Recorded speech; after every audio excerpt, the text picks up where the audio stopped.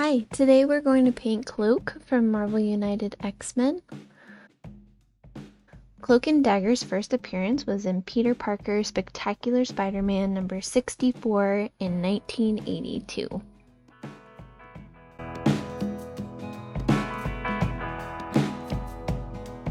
First, we're going to start with a primer. We like to use an airbrush, but a rattle can primer works great too. We start with a dark gray and zenithal highlight with white. We did a test run of the paint we're going to use next, and it worked best with an undercoat of black first.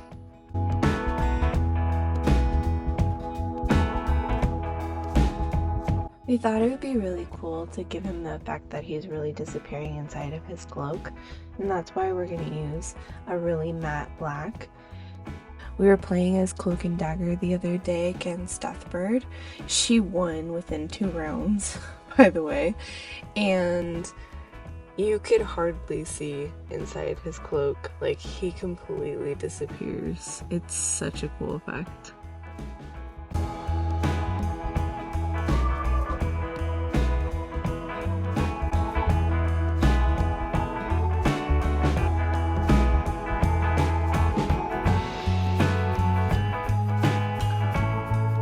Next up, we're going to use Green Stuff World's Maxx Darth paint. Now this paint is really matte, and in order for it to have the effect, we actually had to paint it again once we varnished it with matte. But I'll go over that a little bit later. It is going to take a couple coats for it to get a nice smooth finish.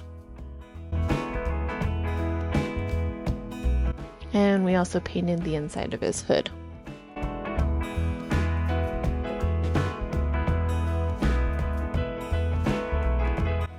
Here it is all dry.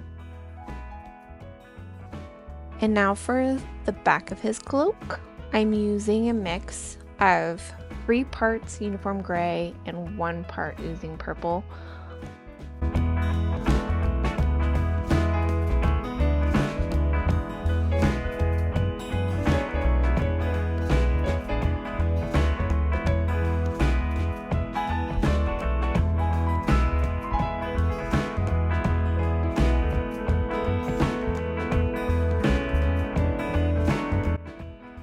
Here it is all dry.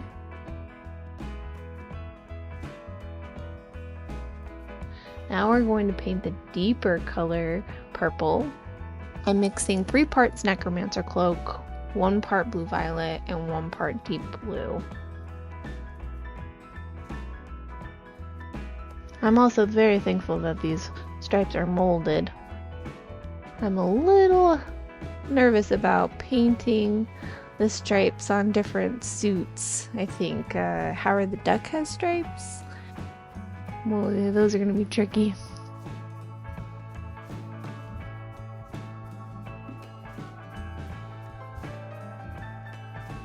Now for his face.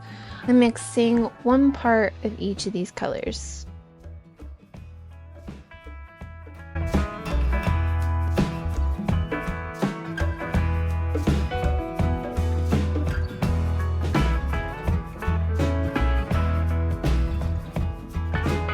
Now we're going to base coat the little emblem on the front of his cloak. We are going to use a wash on his cloak just so that it goes in all the creases and defines the stripes a little bit more. I'm using 1 part dark tone, 1 part purple tone, and 1 part mixing medium.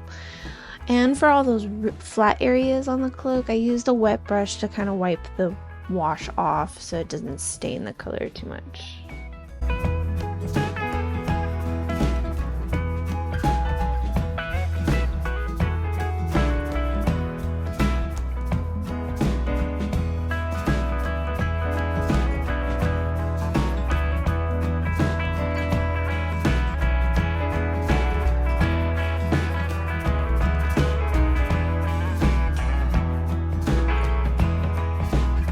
Now we're going to do some shadow colors for the lighter purple, and I'm mixing in a small amount of Necromancer Cloak with the mix.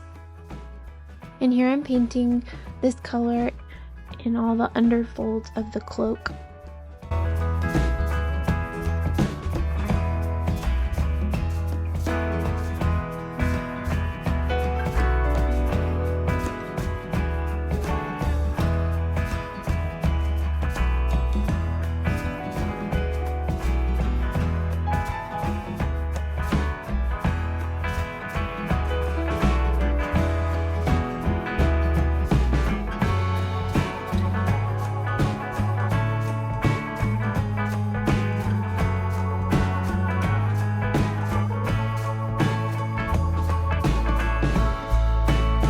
Then we're going to use the base coat color again.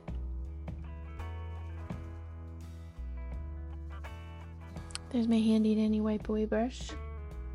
I used an old brush to wipe away any overpainting I might have done with water really quickly.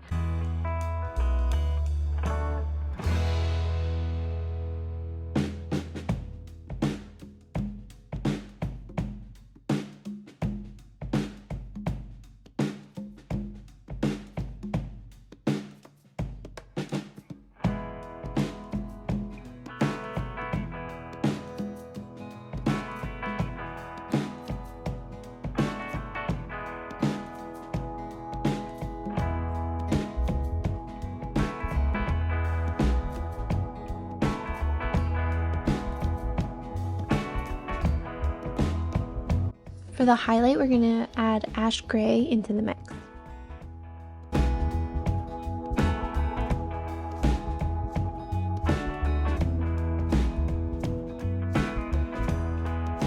And here I'm painting all of the parts the light would hit. So the very top of his hood, the very edges of the cloak,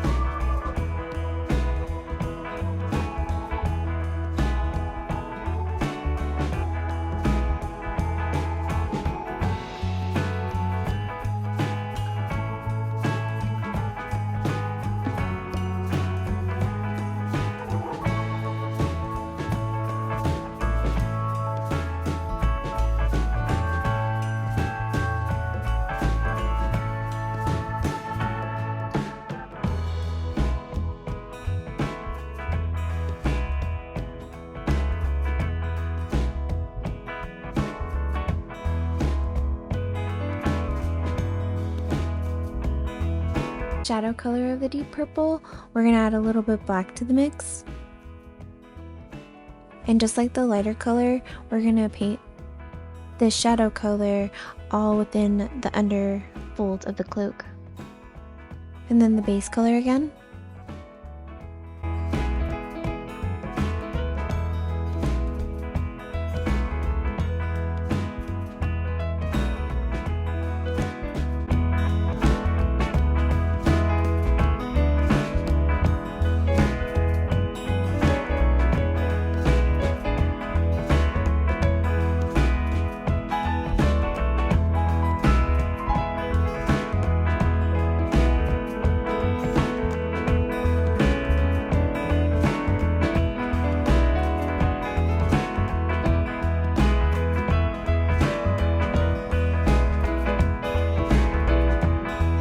And for the highlights, we're going to add ash gray also.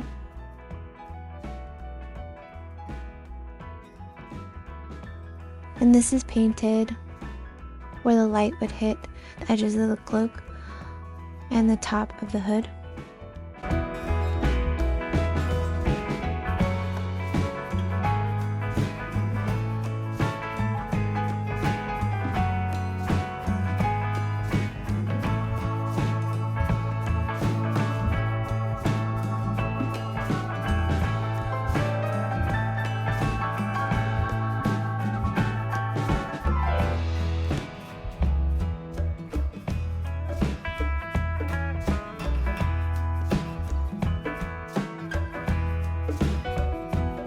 And for the circle emblem in front, we're going to use a non-metal metal silver.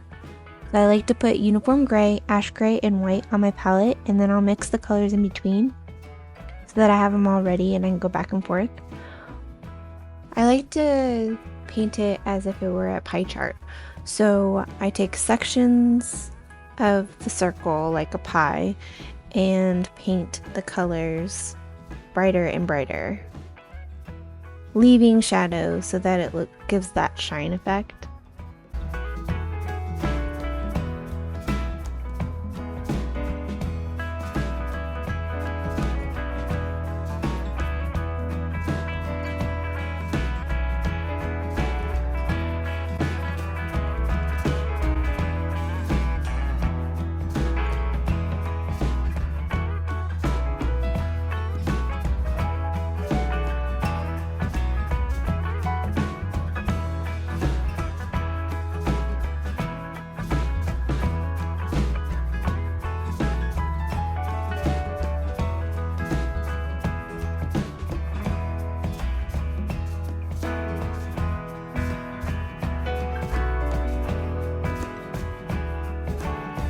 Now we're gonna highlight just his arms. Well, actually, his hands. I'm using Necromancer Cloak mixed with the Maxx Darth, and we're going to paint the top of his forearms and then the top of his fingers, because those are the parts that are out of the cloak.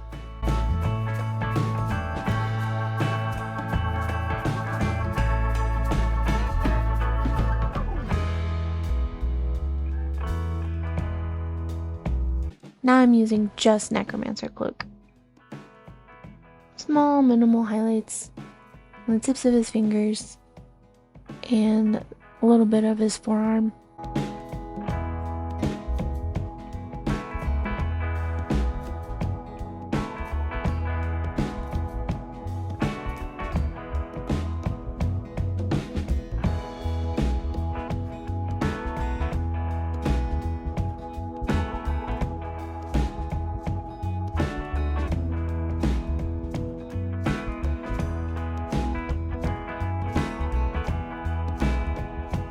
Now for the details of his face, I use black for his eyebrows and white for his eyes and his teeth.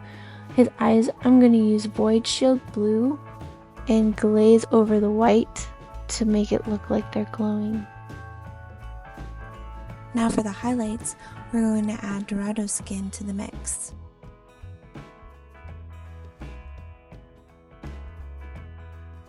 I'm painting smaller sections at a time, so that the brightest highlights are going to be the tip of his cheeks, the tip of his nose, his chin, and right above his eyebrows, and also his bottom lip.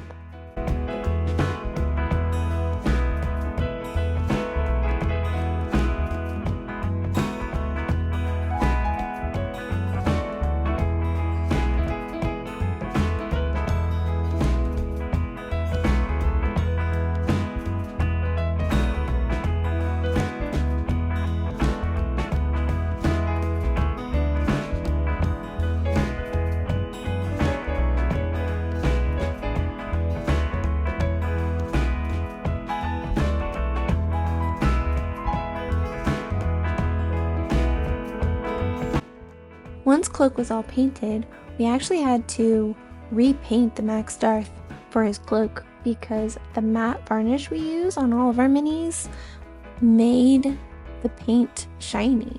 And for it to give the effect of him just disappearing, it has to completely matte. So we went ahead and repainted the Maxx Darth inside the cloak so that it would give the effect that we were looking for. And we thought it was pretty cool how they had set up the models to be in front of each other. So here is that pose shot. And yeah, thank you for watching. See you next time.